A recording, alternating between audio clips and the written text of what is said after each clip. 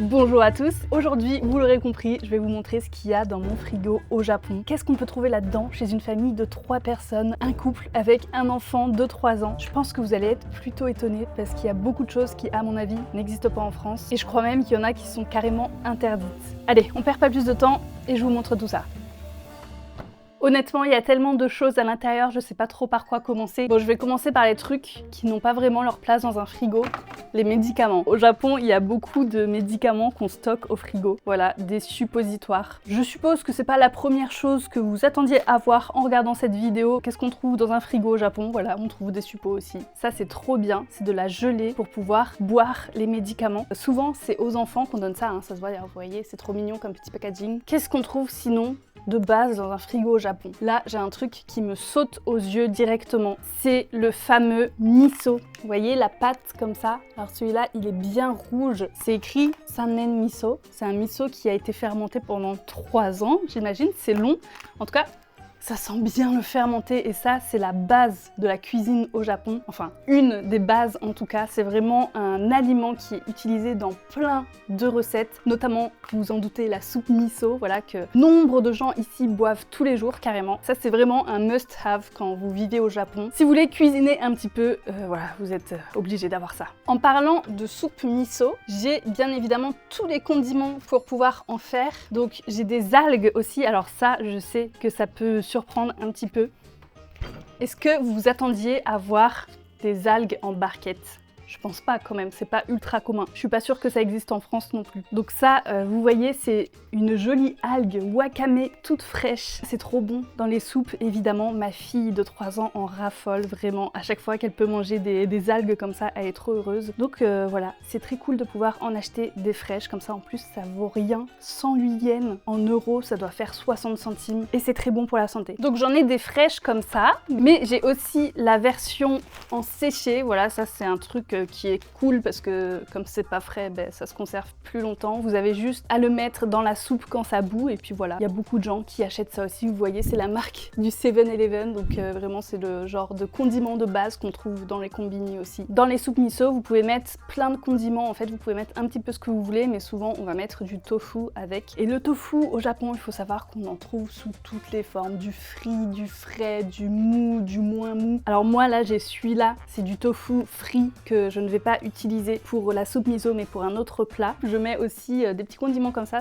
c'est des morceaux de champignons. Nameko, je crois que c'est ça, c'est un petit peu gluant, alors je sais que ça peut en rebuter beaucoup mais moi j'adore ça, c'est trop bon. Alors, un autre condiment de base qu'on va trouver aussi beaucoup au Japon, c'est ça, c'est le kimchi. Vous allez me dire, mais Fanny, le kimchi c'est pas du tout japonais, c'est coréen? Oui, c'est coréen, mais au Japon on en mange aussi beaucoup. C'est un aliment qui est reconnu pour être bon pour la santé, puis c'est bon au goût, enfin gustativement quoi, tout simplement. Donc voilà, il y a beaucoup de Japonais qui en mangent aussi. Et puis petite précision aussi, c'est pas du kimchi qui est importé de Corée, on pourrait penser que si, mais non, celui-là il est made in Japan, il vient carrément de Kyoto. Alors il faut savoir que les Japonais adorent quand c'est des aliments qui sont fabriqués directement au Japon. Et en vrai, je comprends totalement parce qu'à chaque fois, c'est des choses qui sont vraiment de très bonne qualité. En parlant de Kyoto, j'en profite pour vous présenter ça aussi, c'est des pickles, tout simplement des concombres que j'ai achetés à Kyoto il y a quelques jours parce que vous verrez ça dans la vidéo de la semaine prochaine. Il y a quelques jours, je me suis rendue à Kyoto pour filmer plusieurs vidéos. C'est secret, je vous en parlerai dans la vidéo de la semaine prochaine. Tout ça pour dire que en prenant le train, j'ai ramené des petits souvenirs à ma famille, dont de la nourriture évidemment. Et il fallait que je prenne ça parce que c'est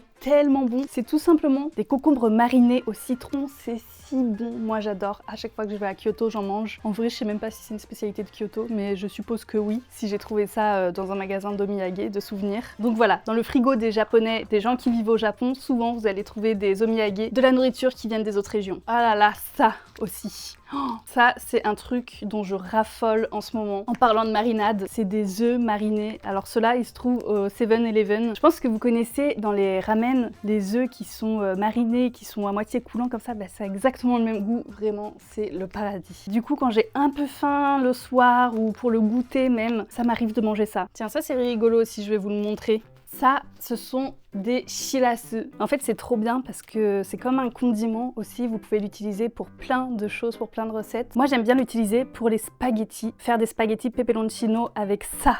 dedans, c'est trop bon. Je sais que ça peut paraître assez cruel dit comme ça, mais oui, il s'agit de bébé poisson quoi, tout simplement. Ensuite, les œufs, c'est vrai que ça, on me fait souvent la réflexion, pourquoi tu mets tes œufs au frigo? Parce qu'en France, c'est pas vraiment la norme. Il me semble que la plupart des personnes mettent leurs œufs à température ambiante, alors qu'au Japon, ben, souvent, voilà, c'est dans le frigo. La manière dont les industriels y traitent les œufs, elle est complètement différente de ce qu'on trouve en France. Les coquilles d'œufs, elles sont pré-lavées au Japon, ce qui fait qu'elles deviennent un petit peu plus poreuses. On ne peut pas les laisser à l'air libre, sinon il y aurait des pathogènes qui rentreraient à l'intérieur. Parce qu'il faut savoir aussi que les Japonais, ils mangent beaucoup les œufs crus, donc c'est important que ce soit hyper safe au niveau sanitaire pour pas tomber malade forcément. Donc voilà, les œufs ici, on les conserve au frigo. D'ailleurs, vous voyez là, c'est une coquille blanche, mais vous avez aussi des coquilles marron comme en France. D'ailleurs, j'en ai racheté là. J'essaye bien évidemment d'acheter des œufs bio, des œufs de poules qui sont bien traités. Regardez, c'est écrit à l'intérieur de la boîte comment les poules sont traitées. C'est vraiment dans une ferme qui fait attention à ces animaux, qui n'utilisent pas d'OGM ou de produits bizarres. Donc les œufs sont vraiment de très bonne qualité. Et donc ceux-là,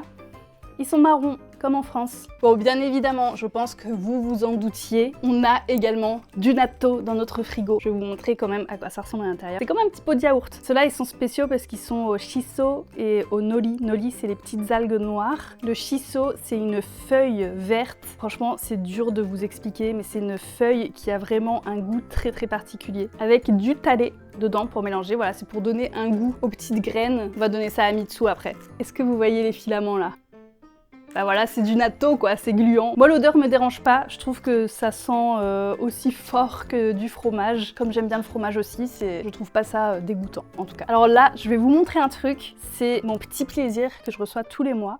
C'est mon petit colis minimal. Si vous me suivez depuis longtemps, vous savez que je suis fan de cette marque de chocolatier. On dirait vraiment que je fais une sponsor, je vous assure que ce n'est pas sponsorisé. Tous les mois, je reçois une box. Comme vous pouvez le voir, je l'ai déjà bien entamée. Ce mois-ci, c'est des financiers avec différents types de chocolat. Le mois dernier, j'avais reçu des macarons. À chaque fois, ils essayent vraiment de faire en sorte que ce soit des choses complètement différentes. Et c'est 4000 yens par mois, c'est pas donné, mais c'est tellement de la bonne qualité, c'est tellement bon et je suis tellement fan de chocolat que voilà, c'est mon petit plaisir mensuel. En parlant de box que je reçois aussi à la maison, ça, c'est des plats que je reçois une fois par semaine. Ça s'appelle Pal System. Et en fait, ça ressemble un petit peu au même principe que HelloFresh. Je pense que c'est la référence que vous connaissez le plus en France, mais c'est quand même différent. Ce sont des plats qui sont pré-préparés. Je vais l'ouvrir pour vous montrer. Ce que j'aime beaucoup, c'est que ce sont des aliments comme ça qui sont bruts, des morceaux de radis qui sont déjà pré-découpés, lavés, etc. Dans cette petite barquette-là, vous avez la recette qui va avec. Et souvent, c'est hyper pratique parce que c'est des trucs qui se font en 10 minutes. Vous voyez là, c'est 15 minutes, il y a écrit. Et vous imaginez pas à quel point ça me fait gagner du temps en tant que voilà, maman qui travaille toute la semaine, qui travaille à temps plein. Avoir cette option là, vraiment ça change la vie parce que quand il y a des jours où je suis très occupée et que j'ai pas vraiment le temps de cuisiner, au lieu de commander un repas sur Uber Eats ou d'aller manger à l'extérieur ou quoi, je prends 15 minutes de mon temps et ça y est, le repas est prêt avec des bons ingrédients, avec des plats qui sont bons en plus. Et vous vous dites que ça doit être cher et tout, mais même pas. Genre un plat comme ça, pour 2-3 personnes, du coup, ça coûte à peu près 1000 yens. C'est dérisoire en fait, c'est vraiment pas cher. Je pense pas qu'en faisant les courses moi-même, ça me coûte moins cher. Donc vraiment, ça vaut le coup. Il y a beaucoup de gens qui utilisent ça au Japon. Tous nos voisins, ils utilisent ça aussi. Et en fait, ce qui est vraiment bien avec Pal System, il n'y a pas que Pal System, hein, il y a d'autres boîtes qui font ça, mais qui sont toutes un peu reliées. Je crois il y en a une qui s'appelle Coop aussi. Enfin, il y a tout un business comme ça, où ils vont vous livrer vos courses. Donc vous pouvez acheter plein d'autres trucs, tout ce que vous trouvez dans un supermarché normal, vous le trouvez aussi sur le site de Pal System, dont les plats comme ça. Moi, c'est surtout ça que je commande. Mais si jamais vous voulez commander du riz, des œufs, des légumes, des fruits, peu importe, ben vous pouvez aussi le trouver dessus et ils vous le livrent une fois par semaine. Je trouve ça vraiment trop bien parce que pas plus cher, ça permet de ne pas perdre de temps à faire des courses, à cuisiner. Je dis ça, mais j'adore cuisiner. Vraiment, quand j'ai le temps et la possibilité de faire des bons petits plats, je le fais. Alors ça, c'est toutes les sauces. La mayonnaise Kewpie, ça c'est la base. C'est la seule mayonnaise industrielle que j'aime bien. Genre les mayonnaises Indus en France, j'aime pas du tout. J'ai quand même de la moutarde française parce que y a des choses qu'on trouve au Japon. Il y en a d'autres quand même, dès que je vais en France, je fais le plein, dont la moutarde. Ah, ça c'est marrant. Pizza sauce. Je pense pas que vous connaissiez. Oh purée, par contre, Regardez la date de péremption, juillet 2025. En fait, je me rends compte qu'on en mange pratiquement jamais, mais c'est un truc qui se fait beaucoup au Japon. Quand vous faites des toasts, voilà, quand vous faites des tartines, souvent il y a des trucs comme ça à mettre par-dessus, des trucs salés. Sinon, après, vous avez le beurre. Je dirais pas que c'est le truc le plus évident au Japon, le beurre, parce que ça coûte cher. Genre un petit truc comme ça là, c'est quoi, 150 grammes, ça fait à peu près 500 yens. En vrai, est-ce que c'est cher ou pas? Je me rends pas compte, je sais plus combien ça coûte en France. Beurre de Hokkaido. Hokkaido, c'est la région où vous avez tous les produits laitiers, donc voilà, généralement quand vous allez trouver du fromage, du lait, du beurre et tout, ça viendra de la région de Hokkaido. Et la base au Japon, c'est le beurre salé. Genre le beurre non salé, c'est un petit peu une exception, il faut vraiment aller le chercher pour le trouver. Généralement, c'est le salé qu'on trouve dans les magasins. Vous voyez là, j'ai du lait. Est-ce qu'il vient de Hokkaido ou pas celui-là? Hokkaido. Bon ben voilà, c'est écrit là. Je ne suis pas étonnée. Petit fait intéressant sur les bouteilles de lait au Japon. Vous voyez la forme là? Déjà, vous n'avez pas les bouteilles en plastique comme on trouve en France, c'est que des briques comme ça. Et la particularité ici, c'est que vous avez beaucoup de lait qui sont sans lactose ou sans, je sais plus, enfin plein de lait transformé. Et si jamais vous voulez acheter du lait où il y a juste du lait sur les ingrédients et qu'il n'y a pas autre chose, il faut chercher les briques avec ça là. Vous voyez là la petite encoche? Ça veut dire que c'est 100% lait. Voilà, j'espère que cette info vous sera utile. En parlant de boisson, j'ai ça aussi que j'adore, c'est du amazake. Le amazake, c'est une boisson faite à base de riz fermenté. Donc il y a un tout petit peu d'alcool dedans, je sais pas si celui-là il y en a ou pas. Généralement c'est 1% d'alcool. Ah non, celui-là il n'y a pas d'alcool à l'intérieur, c'est écrit ici, pas d'alcool. Donc ça c'est cool parce que moi, je bois pas spécialement d'alcool, j'aime pas ça. Et donc, vous n'allez pas trouver de bière ou quoi dans notre frigo. Ah, c'est bon, j'adore. Ça, au Japon, c'est connu pour apparemment rendre la peau plus belle et plus lisse. Et c'est bon aussi pour le microbiote intestinal. Tous les produits que je vous ai présentés là, les pickles, les trucs marinés et tout, c'est super bon pour l'intestin. Et ce qui est cool au Japon, c'est qu'ils ont vraiment plein de produits comme ça. Bon, là on va passer dans le truc un petit peu plus chimique, mais franchement qui est hyper utile si jamais vous êtes constipé quand vous arrivez au Japon. Quand vous n'êtes jamais venu au Japon et que vous arrivez ici, soit vous avez une chiasse de l'enfer, soit vous êtes constipé. Si vous êtes constipé, ça se trouve en combini, dans tous les combini, et c'est trop bien, ça s'appelle Fibe Mini, et donc je pense que vous l'aurez compris, il y a plein de fibres à l'intérieur qui vous aident à aller faire caca. Bon, sinon qu'est-ce que je pourrais vous montrer d'autre là-dedans? Ah ben il y a ça aussi, en termes de boissons bien chimiques qu'on trouve au combini. Ça, alors je vois que c'est bon jusqu'à avril 2026, donc on va certainement bientôt le jeter si on s'en sert pas. C'est pour les gens qui ont une gueule de bois. Donc si jamais vous avez trop fait la fête et que le lendemain vous vous sentez vraiment mal ou que vous avez pas envie de vous sentir mal le lendemain, buvez cette chose. Ça aide votre foie à mieux digérer l'alcool apparemment. Moi j'avais l'habitude d'en boire, il fut un temps, quand je sortais beaucoup à Shibuya, que j'étais une fêtarde. Alors c'est plus du tout le cas aujourd'hui, comme je vous l'ai dit, je bois plus d'alcool. Donc ça, ça me sert à rien, mais voilà, on l'a dans le frigo au cas où. J'imagine qu'on l'a depuis longtemps vu que c'est bientôt périmé et que ce genre de truc ça se conserve quand même assez longtemps. Mais voilà, au moins vous le savez, cette petite bouteille là avec un foie, vous le trouvez soit en pharmacie, soit dans les combini aussi, et très consommé ici au Japon aussi. Tiens, ça pourrait être intéressant de vous le montrer aussi. Alors je suppose qu'ils sont périmés...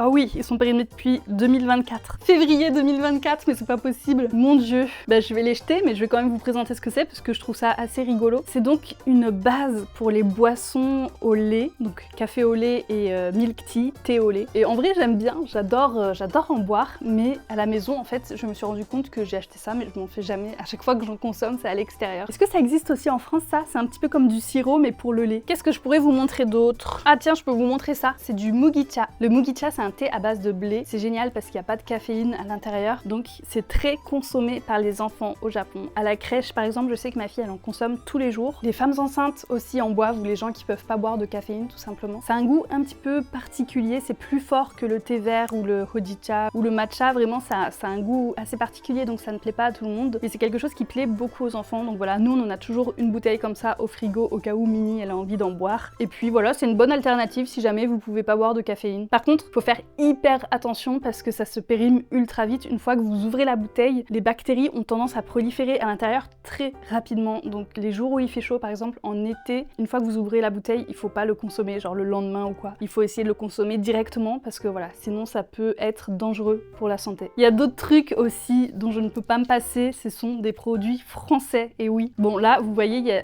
l'étiquette en japonais derrière, mais c'est bien des compotes fabriquées en France et ça souvent bah oui c'est les compotes qu'on trouve dans les supermarchés en France. Vous voyez les gros pots de compotes et tout que vous avez en France, bah ça n'existe pas, on est dégoûté avec Mitsu parce qu'on adore ça. Et Mini aussi, elle adore ça. Et donc on les achète en format comme ça, petite poche. Qu'est-ce que je pourrais vous montrer d'autre? Je crois qu'on a à peu près fait le tour du frigo en fait.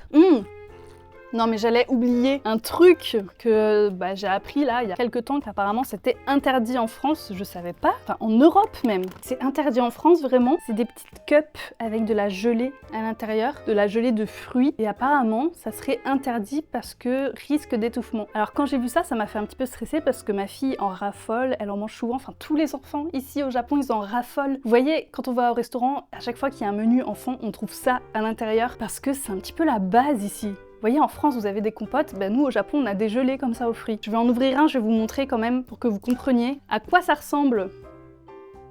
Je comprends pas comment on peut se toucher avec ça. C'est tout mou quoi. Ah tiens, ça aussi, je suis sûre que vous connaissez pas. Vous pouvez pas connaître ça en France, c'est pas possible. C'est du jus de shiso. Donc vous voyez la petite feuille dont je vous parlais tout à l'heure là, qui est hyper goûtue. Vraiment, c'est assez fort comme goût, mais c'est bon. Comment vous décrire ça? C'est un peu acidulé. Je vais demander à Google. Comment tu définirais le goût du shiso? Le shiso a un goût complexe et unique, souvent décrit comme un mélange rafraîchissant de basilic, de menthe et d'agrumes, entre parenthèses citron, avec des notes épicées de clous de girofle, d'anis ou de cannelle. C'est une herbe aromatique très parfumée, herbacée et légèrement poivrée, indispensable à la cuisine japonaise. Donc voilà, vous pouvez vous faire une petite idée de quel goût ça a. Le shiso, vraiment, c'est intense comme goût. Moi, j'aime beaucoup. En plus, c'est bon pour la santé aussi. Et donc ça, c'est du jus de shiso. En fait, c'est plus comme un sirop. Vous le mélangez avec de l'eau. Cette petite bouteille-là contient 32 doses apparemment. Donc voilà, vous pouvez vous faire 32 verres de jus de shiso avec ça. Ah, ils disent qu'on peut mettre dans des yaourts ou du lait. Et donc, vous pouvez le boire frais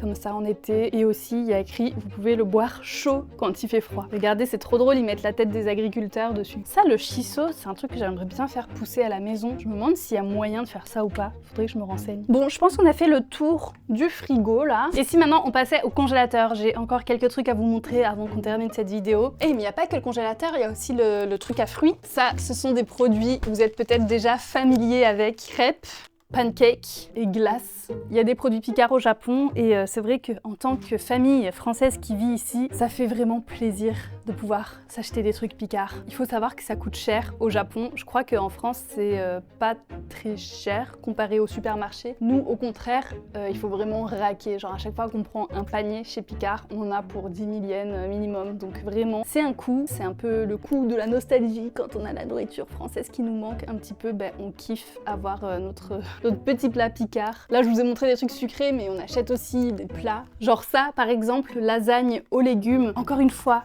les soirs où on n'a pas le temps, où on est hyper occupé et tout, ça fait plaisir d'avoir ça. Tiens, ça c'est un autre truc, le riz blanc congelé. Nous, ça nous arrive souvent de faire trop de riz. Et quand on a du surplus, on le congèle comme ça et c'est très bon. Vous voyez, on en a vraiment plein. Hein. Alors, dans le bac à légumes, je pense qu'il y a des choses intéressantes à vous montrer aussi. Par exemple, ça. Ce sont des champignons shiitake. On en mange souvent au Japon dans beaucoup de plats. Moi j'adore ce champignon-là. Mais il n'y a pas que ça, il y a plein d'autres légumes qui sont intéressants aussi, comme ça. Je vous laisse deviner ce que c'est. À votre avis, qu'est-ce que c'est que ça ? Ça ressemble vraiment à rien, hein, vu comme ça. On dirait que c'est moisi, je vous assure que je viens de l'acheter. Je crois pas que ce soit hyper courant en France. Bon, ensuite, on a des trucs exactement pareils qu'en France, genre de l'ail. Ça, c'est de la kabocha, mais je pense que vous avez l'équivalent en France, c'est comme du potimarron. Moi homme, moi faim. Ah, mais tiens, j'ai un truc pour toi. Ça tombe bien. Ah, du natto. Bonjour mesdames et messieurs. C'est du natto nori shiso. Hop, et à partir de là, on mélange. Est-ce que tu connais ce proverbe japonais qui dit que pour bien mélanger du natto, il faut le mélanger 100 fois? Oh non, pas du 1, tout. 2, 3, C'est du 4, mytho, 5, c'est pas 6, vrai. 7. Et j'ai des amis il y a longtemps qui étaient musiciens, qui avaient lancé une petite chaîne YouTube où ils faisaient une vidéo par jour. Et à un moment, il y en a un d'eux qui a dit vas-y, je vais vraiment tenter pour voir si ce proverbe est vrai. Il l'a mélangé 100 fois, ça devient un truc ultra dur, ultra kataï, c'est ouais. Sérieux? Vraiment. Ouais, il faut surtout pas faire ça. Mais c'est un vrai proverbe, ça existe vraiment? Ouais, ça existe vraiment, bien sûr. Hop, et voilà. Alors, attendez. Ah là là. Est-ce que ça vous donne envie? On est super bon. Rien à voir, c'est de ma salive. C'est pas très convaincant. Hein. C'est super bon. C'est ma salive, putain. Ça a été une énorme mort.